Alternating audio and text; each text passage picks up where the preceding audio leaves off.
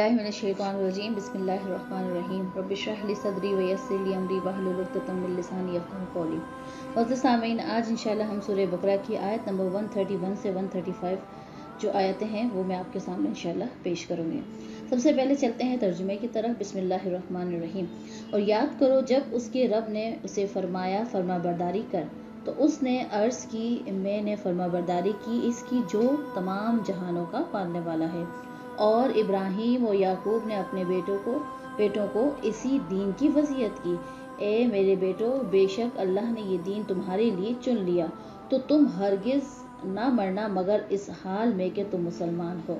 ए यहूदियों, क्या तुम उस वक्त मौजूद थे जब याकूब के विसाल का वक्त आया, जब उन्होंने अपने बेटों से फरमाया, ए बेटो, मेरे बाद तुम किसकी इबादत करोगे? तो उन्होंने कहा कि हम आपके माबूद और आपके आबोजदाद इब्राहीम, इस्माइल और इसहाक के माबूद की इबादत करेंगे, जो एक माबूद है, और हम उसके फरमाबरदार हैं। वो एक उम्मत है जो गुजर चुकी, उनके अमाल उनके लिए है, तुम्हारे अमाल तुम्हारे लिए है, और तुम से उन कामों के बारे में नहीं पूछा जाएगा।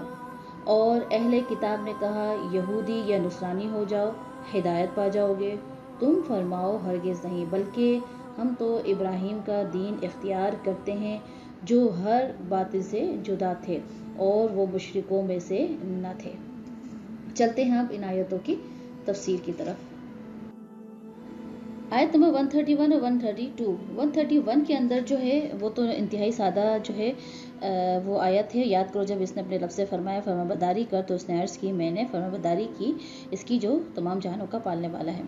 132 जो आयत है उसकी तफसीर को थोड़ा समझ लेते हैं। इब्राहीम और याकूब अलैहिस्सलाम ने अपने बेटों को इसी दीन की वसीयत की कि ए मेरे बेटो, बेशक अल्लाह ने ये दीन तुम्हारे लिए चुन लिया, तो तुम हरगिज़ ना मरना मगर उस हाल में कि तुम मुसलमान हो। अब इससे क्या मालूम होता है कि वालिदैन को सिर्फ माल के मुतालिक ही वसीयत नहीं करनी, बल्कि औलाद को सही अकीदे, अमाल साले, दीन की अज़मत, दीन के पर जो इस्तिकामत है, नेकियों की रग़बत, गुनाहों से दूर रहने वगैरह की भी वसीयत करनी चाहिए। और औलाद को दीन सिखाना और उनकी सही तरबियत करते रहना ये वालिदैन की जिम्मेदारी भी है।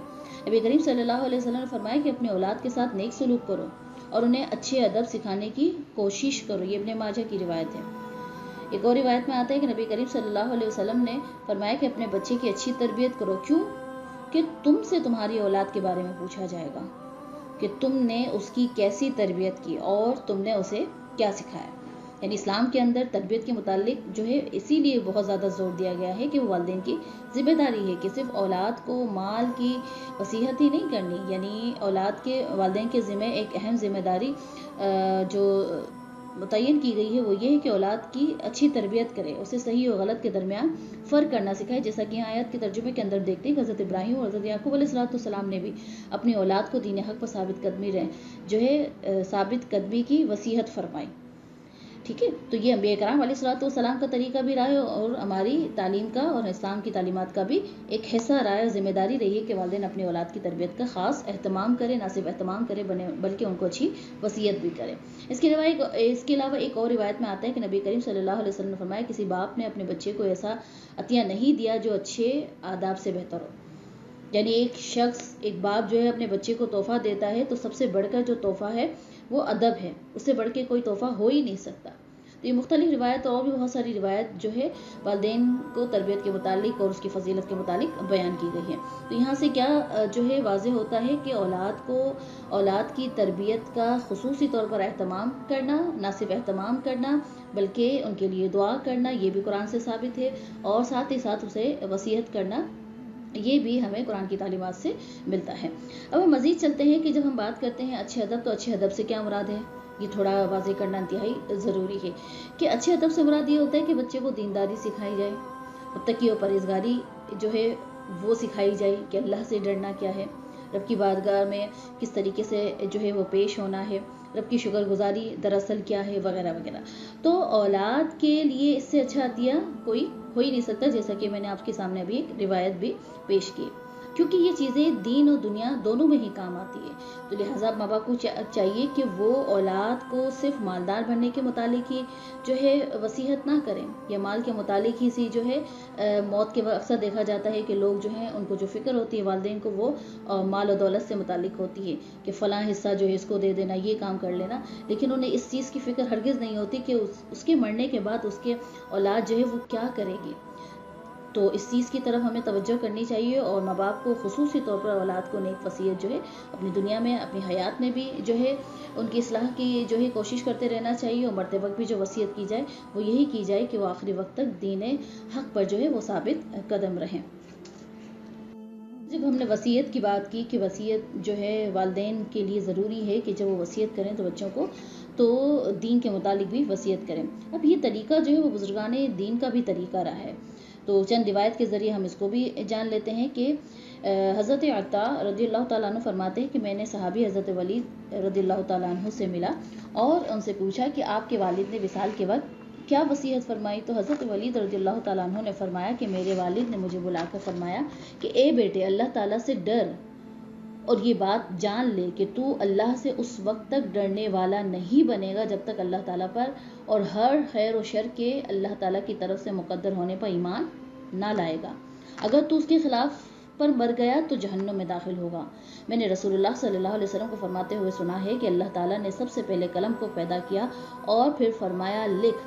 قلم نے عرض کی کیا لکھوں؟ ارشاد فرمایا تقدیر کو لکھ جو ہو چکا اور جو ابد تک ہوگا۔ ترمذی کی روایت تھی۔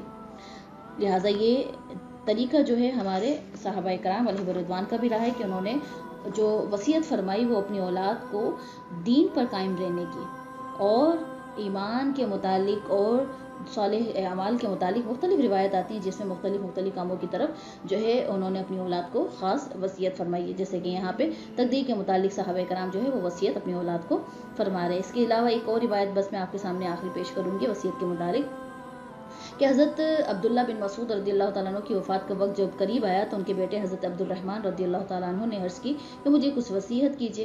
تو حضرت عبداللہ بن مسعود رضی اللہ تعالیٰ عنہ نے فرمایا میں تمہیں وصیت کرتا ہوں کہ تم اللہ تعالیٰ سے ڈرتے رہو اور زیادہ وقت جو ہے اپنے گھر میں رہو اور اپنی زبان کی حفاظت کرو اور اپنی خطاؤں پر رویا کرو۔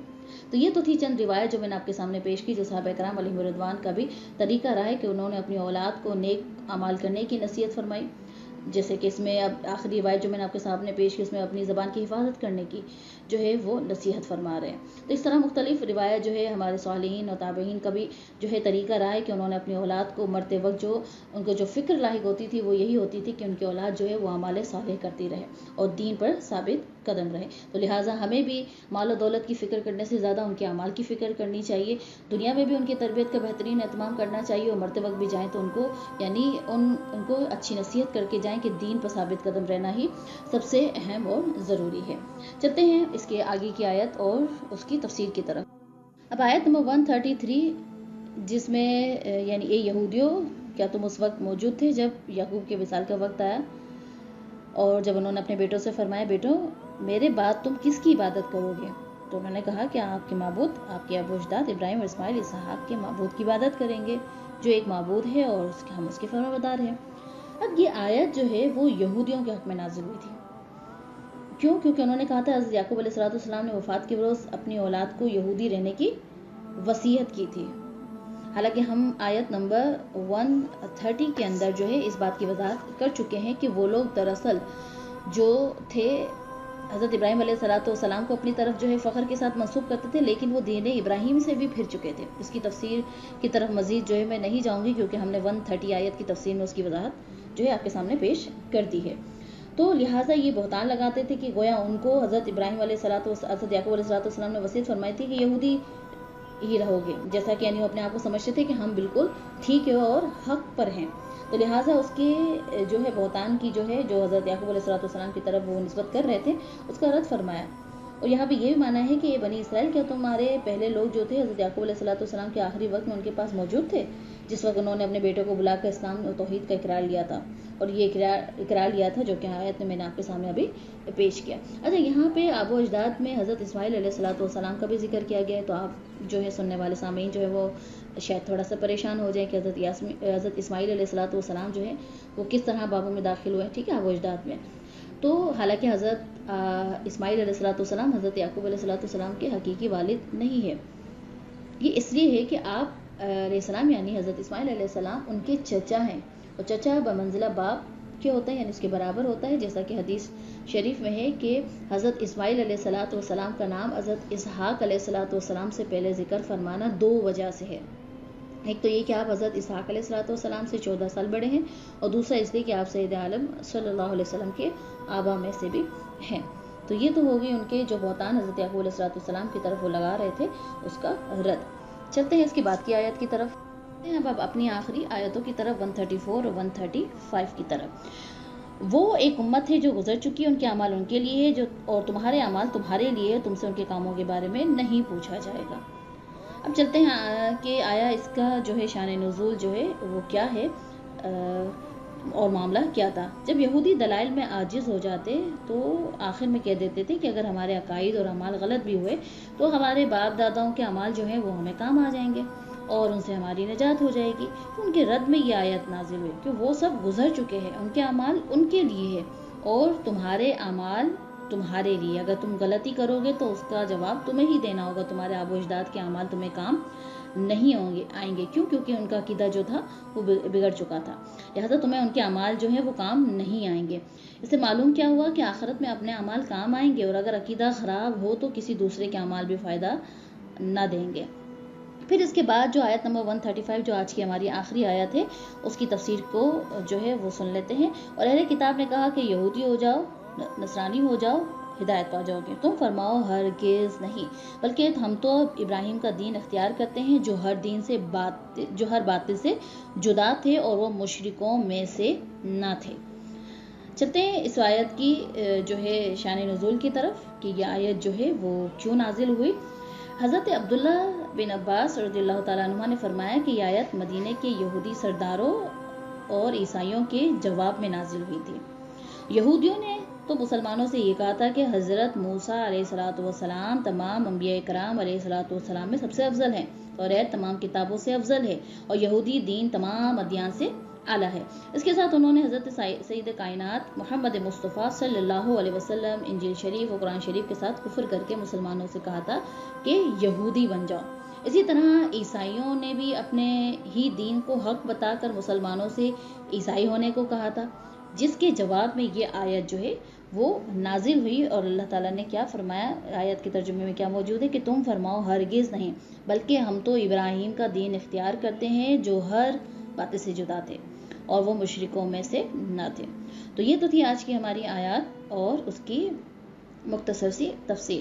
انشاءاللہ آئندہ کی ویڈیو میں مزید آیتیں اور اس کی تفسیر جو ہے وہ میں آپ کے سامنے پیش کروں گی. جب تک کے لیے اجازت دیجیے، اپنی دعاؤں میں یاد رکھیے گا. فی امان اللہ. السلام علیکم ورحمۃ اللہ وبرکاتہ.